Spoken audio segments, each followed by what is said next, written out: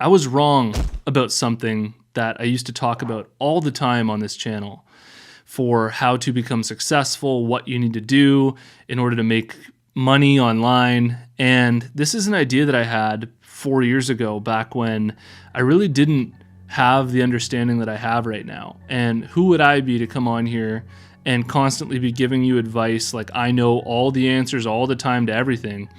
Because the truth is that I change my opinion about things, I learn, I evolve, and that's the whole point of this channel, is to share, wisdom and as much experience as possible. So the big thing that I've changed my mind about is that I used to believe that the idea for your business, the idea for, say, your clothing brand, doesn't really matter as much as the skills that you have and your execution of that idea. So I used to really believe that, you could have a really crappy idea for your business as long as you had an amazing execution. And as long as you were creative enough, you could make it work. And as much as there's some truth to that, I really stopped believing that as much. I want to talk to you about why I now believe that the idea is very important for your brand and what really made me change my mind about this. So I hope you enjoy.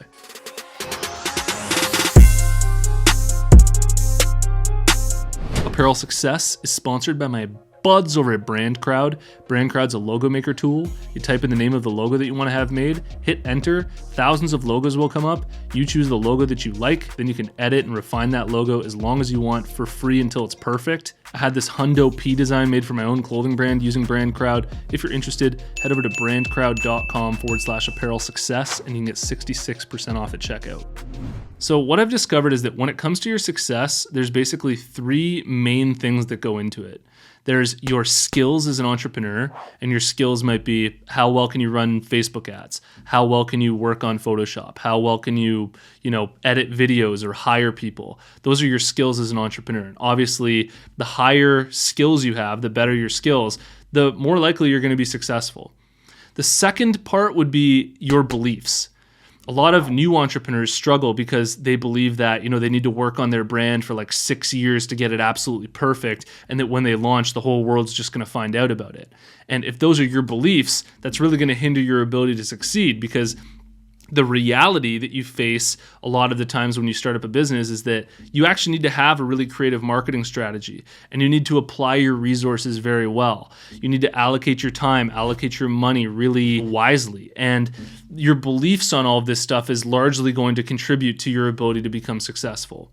But the third one that I often don't really think about all of that much, and that a lot of people don't either, is the actual opportunity that you're entering into.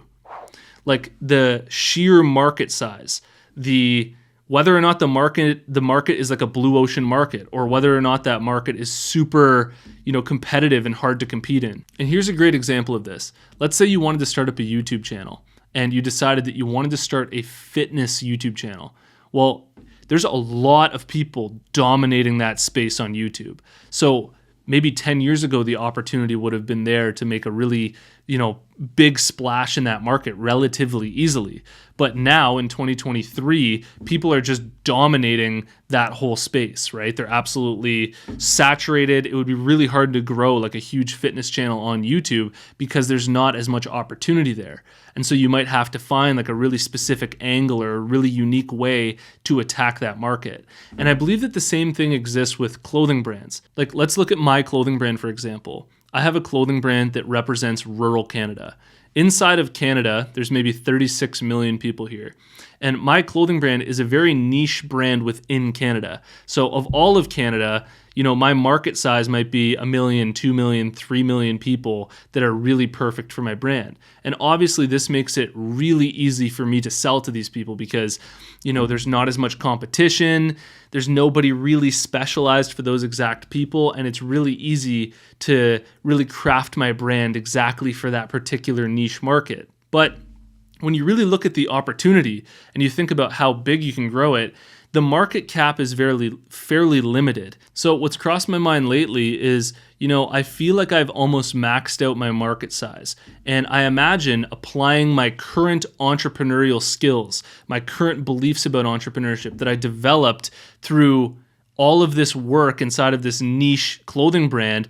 And I imagine if I could now apply it to a bigger opportunity vehicle, like a brand that also had appeal in the US, that's 330 million more people that I could potentially be selling to. And that's just the US. Imagine if it was worldwide and you were really appealing to, potentially a market size that is inside of all of these different countries.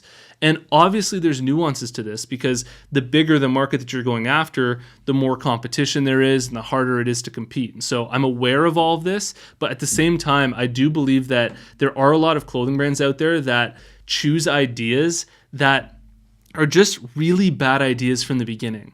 Like there really isn't even a market, or the market doesn't really have a strong emotional appeal to the brand that you've created. And there is such a thing as working on a brand for, say, 10 years, and, it's just the wrong opportunity. It's just the wrong idea. And so what you hear a lot, including from me on this YouTube channel, is like, put your head down, work for 10 years, be patient, and in 10 years you'll see that success.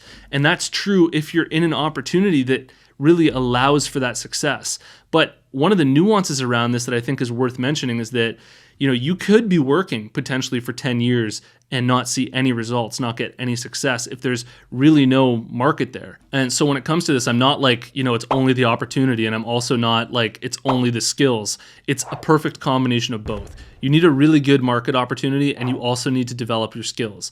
And so there is such a thing as having a brand where you're in a market and you're in an opportunity that's really not that good, but the entrepreneur has skills that are so good where he just kind of makes it work.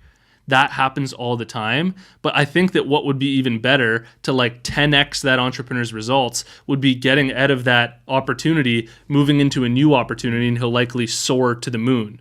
And so sometimes you're just rowing in the wrong boat, and you need to switch the whole boat in order to get to the results that you're looking for. And so, I don't want you to hear this message and think, oh no, I need to close down my business. I don't think I'm in the right opportunity. If you haven't given your opportunity a full effort, like years of work, if you haven't really grinded at it and you haven't developed the skills yet, then there's still time, because you really don't know if it's the right opportunity unless you apply yourself fully and you're really confident that your skills as an entrepreneur are legit enough that if it was the right opportunity, you'd be able to make it work. But if you feel like you've been working at something for years and you really feel inside like just not confident in your brand idea, you just have this feeling like, oh, you know what? I've learned so much on my way here to recognize that maybe I did just, have this inflated view of my brand and think that it was going to be better than it is. And now you're thinking, you know what? I have this other idea and I've applied myself to this like crazy, and I just want to like apply everything that I've learned from my previous idea to a new one. That's totally okay. Like it's okay to pivot as an entrepreneur. I've pivoted multiple times. I've switched my whole brand concept around. I've done different things on this YouTube channel. I've talked about different things, and I continue to do that. And I think that that's an important lesson, because one side of it is work forever and eventually you'll achieve success. But another side of it is that, you could be uploading videos on YouTube, say for 10 years and literally still have 1,000 subscribers if you're in the wrong niche, or, if you've picked the wrong opportunity. So I hope that you can take that information with a grain of salt and just use your own critical thinking to make decisions within your own business. My clothing brand marketing program is 50% off until the end of the year, and this is the last sale that I'm ever going to have. I break down real conversations I've had with celebrities and influencers to land endorsements for my own brand. I show you how to grow a real following on Instagram, TikTok, and YouTube from scratch. And I show you how to set up, structure, and scale up Facebook ads and TikTok ads for your clothing brand. If you're interested, you can learn more about what's inside at clothingbrandmarketing.com, and I hope to see you inside.